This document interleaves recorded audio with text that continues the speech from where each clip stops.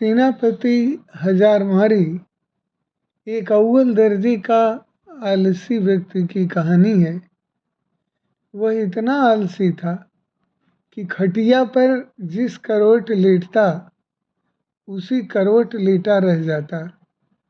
करवट बदलने में भी उसे परेशानी नजर आती थी। पत्नी बेचारी किसी काम के लिए जब कहती तभी वह करवट बदलता और पत्नी की तरफ पीठ फेर कर पड़ा रहता। उसकी आदतों को देखते हुए पत्नी को विश्वास हो गया कि वह कभी कुछ न करेगा। एक दिन पत्नी ने बड़े प्रेम से उसे समझाया। बोली, मैं मानती हूँ कि तुम्हें खटिया से उठने में कष्ट होता है, किंतु इस तरह एक ही करवट लेटे रहने से भी आदमी नाकारा हो जाता है। बाहर नहीं जाना चाहते हो तो खटिया पर बैठे बैठे ही कुछ करते रहो। आलसी सोचने लगा, ऐसा कौन सा काम है जिसे खटिया पर बैठे बैठे ही किया जा सकता है। कुछ देर बाद उसकी समझ में बात आई। खुश होकर वह पत्नी से बोला, अरे सुनती हो, मैंने बैठे बैठाए काम ढूंढ लिया है, अब तुम्हें चिंता करने की जरूरत नहीं। पत्नी प्रसन्न हुई और कुछ तो घर का काम होगा। उसने सब्जी की टोकरी में चाकू रखा और उसके आगे रखते हुए बोली, अब बैठे बैठे सब्जी काट डालो। किंतु आलसी ने उस ओर ध्यान न दिया। थोड़ी देर बाद पत्नी जब सब्जी लेने पहुंची तो पाया कि पतिदेव खटिया पर बैठे हुए मक्खियां गिन रहे हैं। 1 2 3 4। पत्नी ने देखा उनके बिस्तर पर 7 मक्खियां मरी पड़ी हैं।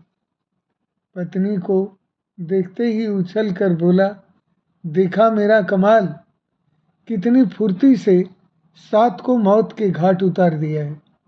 अब देखना कि पूरे दिन में कितनी मार सकता हूँ। आलसी महाराज को अब यही धुन सवार हो गई। उसे जहाँ मक्खी दिखती वहीं फट से हाथ मार देता। कई बार तो अपनी ही गर्दन पर इतनी जोर से हाथ जमाया कि उसकी गर्दन टेढ़ी हो गई। कई बार पत्नी की नाक तोड़ दी। मक्खी मारने के चक्कर में उसने घर के भांडे बर्तन भी तोड़ डाले।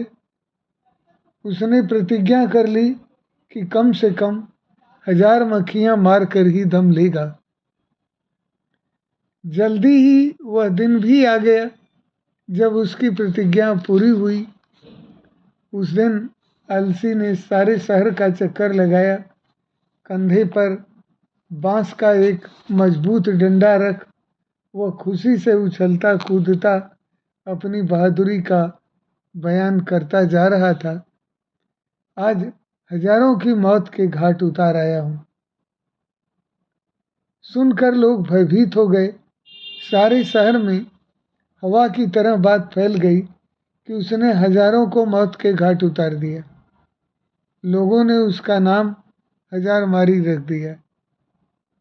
जब आलसी महोदय जिस सड़क या गली कूचे से गुजरते वहीं लोगों की भीड़ इकट्ठी हो जाती। लोग सोचते कि उस बहादुर को देखना चाहिए जिसने हजारों को मौत के घाट उतारा है। धीरे धीरे हजारमारी सारे राज्य में प्रसिद्ध हो गया। कुछ दिनों बाद उस राज्य पर एक दूसरे राजा ने अचानक हमला बोल दिया। राजा के पास उस समय कोई अच्छा सेनापति नहीं था।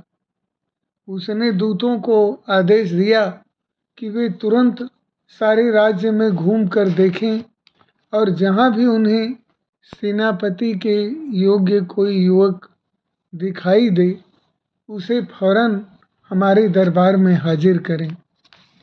आदेश पाते ही दूत जहाँ तहाँ शहरों में घूमने लगे। उन्हीं दिनों हजारमारी का नाम चारों तरफ गूंज रहा था। दूतों ने जब सुना तो वे उनके घर जा पहुँचे। राजा के दूतों को अपने घर पर आया देख हजारमारी भय से कांपने लगा। वह घर के अंदर एक अंधेरे कोने में दुबक कर बैठ गया। पत्नी से बातचीत होने पर मालूम हुआ कि राजा हजारमारी जैसे बहादुर को अपना सेनापति बनाना चाहते हैं, इसलिए तुम उसे जल्दी हमारे साथ भेज दो। पत्नी को लगा जैसे कोई सपना देख रही है। अपने पति की असलियत को वह जानती थी।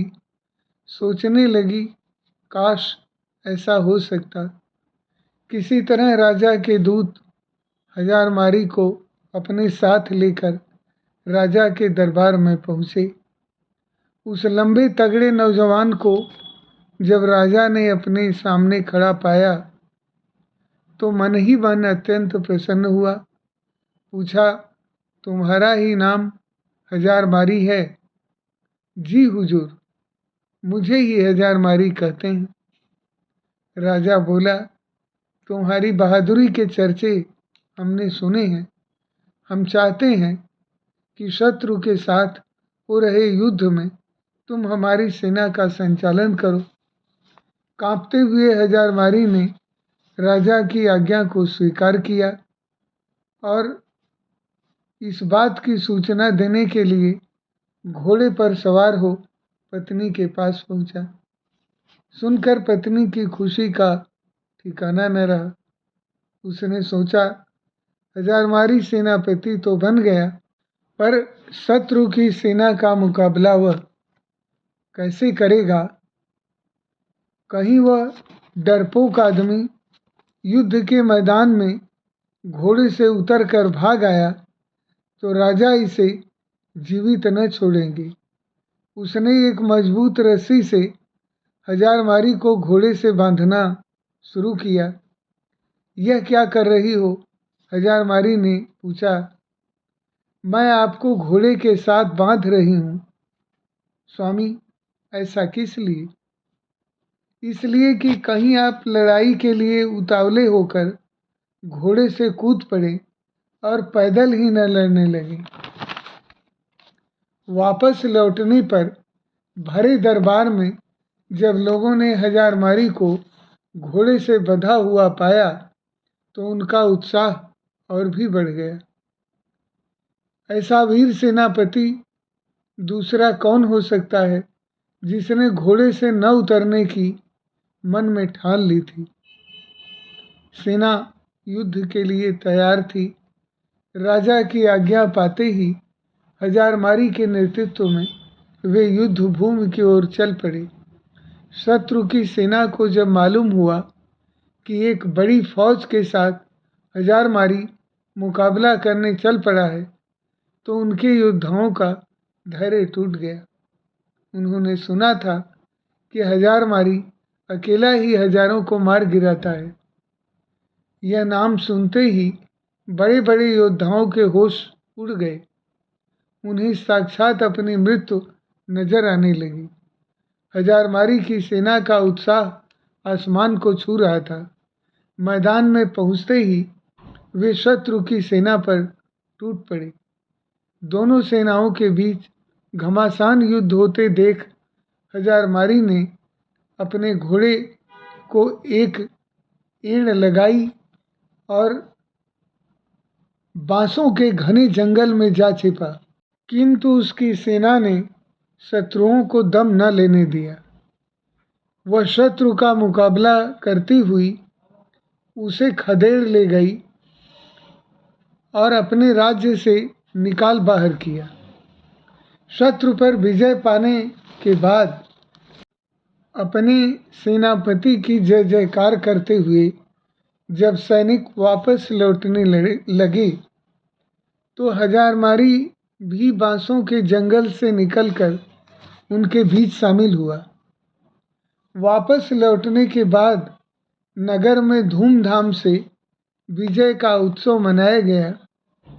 हजारमारी की वीरता पर राजा प्रसन्न हो बोले, मेरे बहादुर सेनापति, हमें तुम पर गर्व है।